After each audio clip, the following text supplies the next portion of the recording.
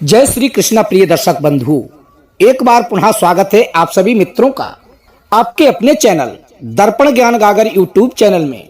प्रिय सज्जनों, आज आपके समक्ष बहुत ही ज्ञानवर्धक व मोटिवेशनल कहानी लेकर हम हाजिर हुए हैं।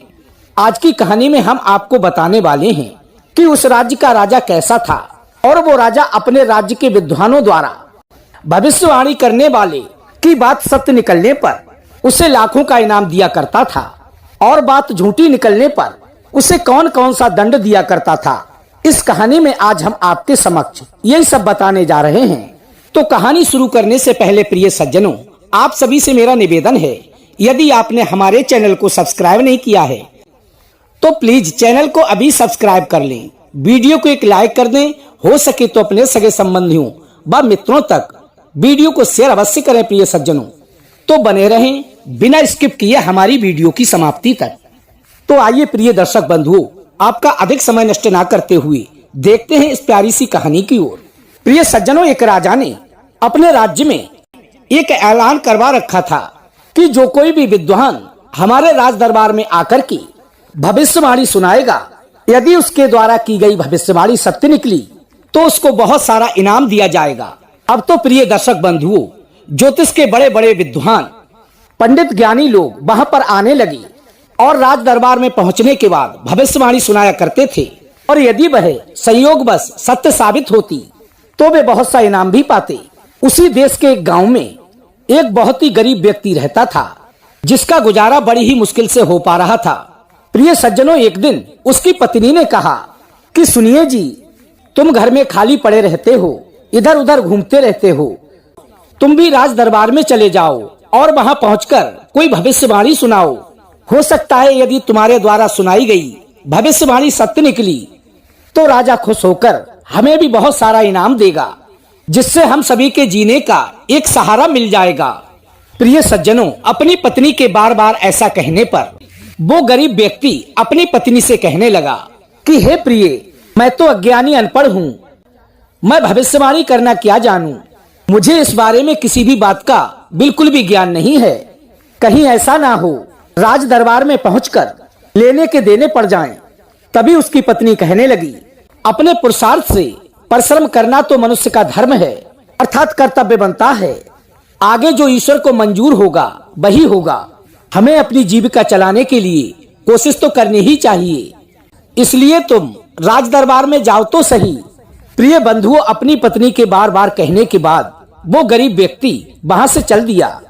काफी दूर रास्ते में चलते चलते जब वह बहुत थक गया तो वह अपनी थकान दूर करने के लिए एक वृक्ष के नीचे बैठकर सुस्ताने लगा। प्रिय दर्शक बंधुओं, उसी वृक्ष के नीचे एक इच्छाधारी साधु रहा करता था। वो इच्छाधारी साधु ऐसा था, वो अपनी इच्छा से किसी भी पशु पक्षी व जीव जंतु का रूप धारण कर लेता था।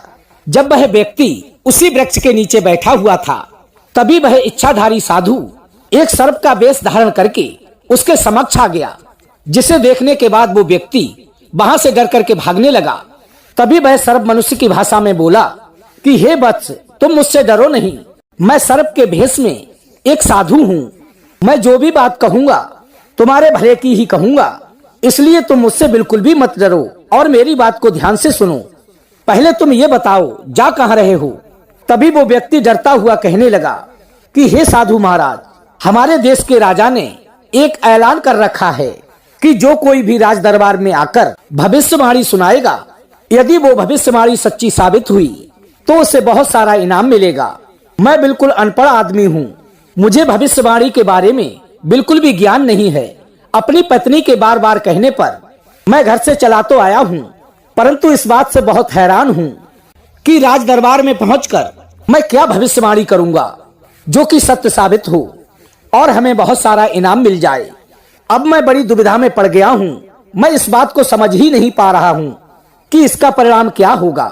प्रिय दर्शक बंधुओं, अब वो त्रिकालदर्शी साधु कहने लगे कि हे बेटा, तुम राज दरबार में जाकर कहना कि आने वाले समय में इस देश में अग्निकांड का प्रभाव अत्यधिक होगा, इसलिए हे राजन, अग्नि से बचाव का प्रबंध आप पहले से ही कर लेना।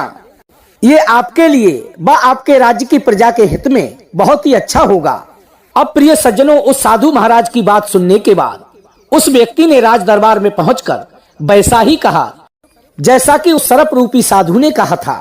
राजा ने उस व्यक्ति के लिए अपने पास ठहरा लिया और आने वाले समय की प्रतीक्षा करने लगा। धीरे धीरे वह समय नजदीक आया और अग्नि ने जोर पकड़ा, परंतु राजा ने उससे बचने का प्रबंध पहले ही कर रखा था, इसलिए उस राज्य की प्रजा के लिए कोई विशेष हानि नहीं हुई। वो राजा उस व्यक्ति की ओर बड़ा ही आकर्षित हुआ और उस पर उसकी बड़ी ही श्रद्धा हो गई। उसे बहुत सारा इनाम देकर चलते समय राजा ने उससे कहा कि हे मित्र, मेरे योग्य कोई और सेवा हो तो मुझे बताइए। उस व्यक्ति ने अपने मन में विचार किया कि ये सब देन तो उस साधु महाराज की है, जिसके कारण राज दरबार में मेरा इतना सारा सम्मान हुआ तथा मुझे माया की भी प्राप्ति हुई। संभवतः यदि इस बात का पता इस राजा को चल जाए कि ये भविष्यवाणी तो किसी और की है, तो मुझे इसके बदले में बहुत बड़ा दंड मिलेगा। इसलिए उचित यही होगा कि उस सर्प के लिए समाप्त कर दिया जाए, अर्थात मार डाला जाए। यही सब अपने मन में विचार करके वो व्यक्ति राजा से बोला कि हे राजन, यदि आप मुझसे और कोई सेवा पूछते हैं तो कुछ सूखी लकड़ियां मेरे साथ भिजवाने की कृपा करें। अब क्या होता है प्रिय सज्जनों, कई मजबूर बहुत सारे सूखी लकड़ियों के गट्ठे अपने अपने सिर पर रखकर उस व्यक्ति के साथ चल पड़े। जब वह व्यक्ति उस पेड़ के नीचे पहुंचा जहां सांप के वेश में इच्छाधारी साधु रहते थे, उस व्यक्ति ने उन सभी मजदूरों से कहा, ये बिल सांप का घर है, इसी बिल के ऊपर ये सारी लकड़ियां रखकर इनमें आग लगा दो। उन्होंने वैसा ही किया जैसा कि उस व्यक्ति ने कहा। अब उस व्यक्ति ने अपने मन में विचार किया कि वो सर्प तो जलकर मर गया होगा। इसी विश्वास के साथ वो व्यक्ति अपने घर की ओर चल दिया और कुछ ही समय पश्चात अपने घर पर पहुंच गया। राज दरबार से जो भी कुछ प्राप्त हुआ था अपनी पत्नी के हवाले कर दिया और सुखपूर्वक अपना जीवन यापन करने लगा। किंतु प्रिय दर्शक बंधुओं, मुफ्त का माल तो थोड़े ही समय तक टिकता है। उस व्यक्ति ने भी थोड़े ही समय में वो सारा धन उड़ाकर अपनी फिर से पहले जैसी हालत बना ली। तभी उसकी स्त्री ने एक दिन उससे फिर से कहा, सुनो स्वामी, तुम फिर से राज दरबार जाओ, हो सकता है वहां से और थोड़ा सा धन मिल जाए जिससे हमारे घर का भली प्रकार से गुजारा हो सके। तभी वह व्यक्ति अपने मन में विचार करने लगा, जिसकी बुद्धि के बल पर मुझे ये बहुत सारी माया मिली थी, उसे तो मैं आग लगाकर जान से मार आया हूँ, लेकिन अब मैं कहाँ जाऊंगा और क्या करूंगा। किंतु प्रिय सज्जनों, स्त्री के बार बार मजबूर करने पर वह अपने घर से पुनः चल दिया। चलते चलते फिर उसी वृक्ष के नीचे पहुंचा जहां वह पहले रुका था और उसकी भेंट उन इच्छाधारी महात्मा जी से हुई थी। अब क्या था प्रिय दर्शक बंधु, वह साधु फिर से किसी दूसरे रूप में आकर उससे कहने लगा, मैं वही सांप हूँ जिसके घर को तूने आग के हवाले कर दिया था, अर्थात तूने मुझे मारने की कोशिश की थी। अब तो प्रिय सज्जनों, वो व्यक्ति इतनी बात सुनते ही डर के मारे थरथर कांपने लगा और वहां से उठकर तेजी से भागने लगा और अपने मन में विचार करने लगा कि अब ये मुझे छोड़ने वाला नहीं है। किंतु वे इच्छाधारी संत कहने लगे, ठहर जाओ बेटा, तुम मुझसे डरो नहीं, तुम मेरी बात को ध्यान से सुनो, मैं जो कुछ भी कहूंगा तेरे भले की ही कहूंगा। तभी उन संत जी की बात को सुनकर वह व्यक्ति पुनः वापस लौट आया। तब उन संत जी ने पूछा, अब तुम कहाँ जा रहे हो? तभी वह व्यक्ति बोला, जहाँ मैं पहले गया था वहीं जा रहा हूँ। तभी वो साधु महाराज बोले, अब तुम वहां जाकर क्या कहोगे? तभी वह व्यक्ति बोला, मैं तो अपनी पत्नी के कहने पर वहां जा रहा हूँ, मुझे कुछ भी नहीं मालूम कि मुझे क्या करना है। तभी उन साधु महाराज ने कहा, इस बार तुम राजा के पास जाकर कहना कि इस बार हमारे देश में पानी का अधिक जोर होने से बाढ़ से बहुत सारा नुकसान होने का खतरा है, इसलिए आप अतिशीघ्र उससे बचाव का उपाय कर लें। प्रिय दर्शक बंधुओं, उन संत जी के मुख से ये बात सुनने के बाद वो व्यक्ति उनको हाथ जोड़कर प्रणाम करने के बाद वहां से चलने लगा और राजा के राज दरबार में पहुंच गया। राजा के पास जाकर कहने लगा कि हे राजन, इस बार हमारे देश में पानी बहुत बरसेगा और अधिक पानी बरसने के कारण हमारे देश में बाढ़ आने का खतरा अधिक बढ़ जाएगा, इसलिए आप उससे बचाव का तुरंत उपाय कर लें। प्रिय बंधुओं, उस व्यक्ति के प्रति राजा की बड़ी ही श्रद्धा हो गई थी। राजा ने तुरंत ही उसके रहने खाने का उचित प्रबंध करा दिया और समय की प्रतीक्षा करने लगा। समय आने पर बहुत अधिक वर्षा हुई, किंतु राजा का पुख्ता प्रबंध होने से कोई भी नुकसान नहीं हुआ। उस व्यक्ति की बात सच होने पर राजा ने उसे बहुत सारा धन देते हुए कहा कि हे प्रिय, तुमने हमारे राज्य के हित के बारे में सोचा है और हमारे राज्य के साथ भलाई की है, इसलिए तुम्हारी कोई और इच्छा हो तो मुझे निसंकोच बताइए। तभी वह व्यक्ति कहने लगा कि हे राजन, धन तो आपने बहुत दे दिया, पर अपने दिल की बात तुम्हें बताता हूँ। कुछ व्यक्तियों को पानी से भरी मशकें लेकर मेरे साथ भेज दो। राजा ने तुरंत ही उसकी इच्छा की पूर्ति की। उस व्यक्ति ने उसी वृक्ष के नीचे पहुंचकर, जहां सर्प का बिल था, अपने साथ आए मशकों वालों से कहा, इस बिल को चारों ओर से खोदकर और बड़ा सा गड्ढा बनाकर इसमें पानी भर दो। प्रिय बंधुओं, उन मजदूरों ने वैसा ही किया। अब वह व्यक्ति अपनी तरफ से उस सर्प को मरा हुआ जानकर बहुत सारे धन को लेकर घर पहुंच गया। राजा के द्वारा दिए हुए बहुत सारे धन को लेकर अपने घर पहुंच गया, परंतु उस मुफ्त के माल को थोड़े ही समय में उसने खा पीकर बराबर कर दिया और फिर वह पहले की तरह भूखे प्यासे रहकर अपना जीवन यापन करने लगा।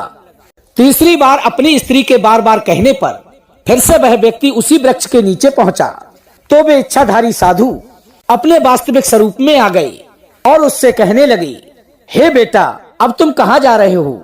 वो व्यक्ति अपने दुष्कर्मों से डरता और कांपता हुआ उन संत जी से कहने लगा कि हे महाराज, मैं राज दरबार में जा रहा हूँ। तभी उन संत जी ने पूछा, इस बार तुम राज दरबार में जाकर क्या कहोगे? तभी वह व्यक्ति बोला, आप जो कहेंगे वही कहूंगा। तभी वो साधु कहने लगे, इस बार राजा के पास जाकर तुम कहना कि आने वाला समय बहुत ही अच्छा होगा, हमारे देश में नफरत नहीं रहेगी, कलह कलेश सभी समाप्त हो जाएंगे, प्रेम मोहब्बत का दौर आने वाला है, लोग प्रसन्नचित होकर पूरे सौहार्द के साथ परस्पर हिल मिलकर सुख शांति से रहेंगे। अब क्या होता है प्रिय दर्शक बंधु, चलते चलते वो व्यक्ति पुनः राज दरबार में पहुंच गया। तभी राजा ने उसके पहुंचते ही उससे बड़े ही विनम्रता से पूछा कि हे भगवान, इस बार हमारे राज्य में क्या घटना घटने वाली है? तभी वो व्यक्ति बोला कि हे राजन, अब हमारे राज्य में खुशियों की बौछार आने वाली है, चारों तरफ खुशियां ही खुशियां होंगी, लोग परस्पर प्रेम ही प्रेम करेंगे और प्रसन्नचित होकर एक दूसरे से मिलकर मिठाइयां बांटेंगे। वो राजा तो पहले से ही उसका श्रद्धालु बन चुका था, अब तो उसने उसे उचित स्थान पर ठहराकर कुछ और नौकर चाकर उसकी सेवा में लगा दिए। कुछ समय पश्चात वैसा ही जमाना बदल गया जैसा कि उस व्यक्ति ने बताया था, तो उस नगर के लोग खुशहाल होकर प्रेम और सौहार्द के साथ रहने लगे। अब वहां पर ऐसा प्रतीत होता था कि जैसे राम राज्य आ गया हो। अब तो उस राज्य के राजा की श्रद्धा उस व्यक्ति में और भी बढ़ गई। एक दिन वो राजा बड़ी ही नम्रता से उस व्यक्ति से हाथ जोड़कर कहने लगा कि हे महाशय, मेरे योग्य जो भी सेवा हो आप मुझे निसंकोच बताइए, मैं आपकी क्या सेवा कर सकता हूँ। प्रिय सज्जनों, जमाना बदलने से अब उस व्यक्ति की विचारधारा भी बदल चुकी थी। तभी वह व्यक्ति बोला कि हे राजन, इस बार आप अच्छी से अच्छी तरह तरह की मिठाइयों के थाल सजवाकर मेरे साथ भेजने की व्यवस्था करें। प्रिय सज्जनों, राजा ने वैसा ही किया। वो व्यक्ति उस राजा के सेवकों के साथ मिठाइयों के थाल सहित उन संत जी के पास पहुंचा और अपनी आंखों में आंसू भरकर हाथ जोड़कर उनसे बारंबार विनती की कि हे प्रभु, आप तो बड़े ही महान व दयालु हैं। मैंने आपके साथ हर बार बहुत बुरा व्यवहार किया है, लेकिन आपने मेरे साथ अच्छा ही किया है। मैं तो बहुत बड़ा पापी हूँ, मैं तो क्षमा के योग्य भी नहीं हूँ, लेकिन हे प्रभु, मेरी सभी गलतियों को क्षमा करते हुए मुझ पापी अधर्मी के बुरे बर्ताव को क्षमा करें, इसलिए आप मुझे क्षमा दान दे दीजिए। तभी वो साधु महाराज कहने लगे कि हे बेटा, इसमें तुम्हारा कोई दोष नहीं है, ये तो सिर्फ समय का प्रभाव था जिसके साथ सभी को दो चार होना पड़ता है। एक समय ऐसा आया जब देश पर अग्नि का प्रकोप था, उसकी आंच मुझ तक भी पहुंच गई, क्योंकि मैं भी तो इसी देश में रहता हूँ। फिर दूसरा समय ऐसा आया जब हमारे देश में जल का प्रभाव अधिक था तो उसका असर मुझ पर भी पड़ना स्वाभाविक था। अब चूंकि समय बदल चुका है, अशांति तथा कलह कलेशों का प्रभाव बीत चुका है, राम राज्य आ चुका है और इस बात का प्रमाण मेरे सामने ये मिठाइयों के थाल हैं। और तुम्हारे अंदर भी जो बुरा बर्ताव करने की आदत थी वो भी बदल चुकी है, अर्थात अब तुम अच्छाई के रास्ते पर चलने लगे हो। ये सब समय के परिवर्तन की बात है, इसके लिए किसी दूसरे को दोष नहीं देना चाहिए। चलो पिछली बातें भूलकर बताओ अब आगे के लिए क्या चाहते हो। तभी वह व्यक्ति बोला कि हे भगवान, मुझ पापी अधर्मी जीव को मेरे कल्याण का मार्ग बताइए। तभी वो संत जी कहने लगे कि हे बेटा, संत सदगुरु की खोज करके उनके सत्संग में जाओ, उनके वचनों का पालन करो और नामदान का रास्ता लेकर अपनी जीव आत्मा को आवागमन और काल माया के बंधन से मुक्त करो, अर्थात अपने सच्चे देश में निवास बनाओ। फिर उसने वैसा ही किया प्रिय सज्जनों, जैसा कि उन संत जी ने बताया था, और अंत में जाकर उसने अमर पद को प्राप्त किया। तो आशा करते हैं प्रिय सज्जनों, आज की हमारी ये कहानी आपको अवश्य पसंद आई होगी। यदि वीडियो पसंद आई हो तो वीडियो को लाइक करके चैनल को सब्सक्राइब अवश्य कर लेना। अपने सगे संबंधियों और मित्रों तक वीडियो को शेयर अवश्य करना। हम कल फिर मिलेंगे इसी प्रकार की ज्ञानवर्धक चर्चा के साथ। इसी के साथ प्रिय सज्जनों, राधे राधे, जय श्री कृष्णा।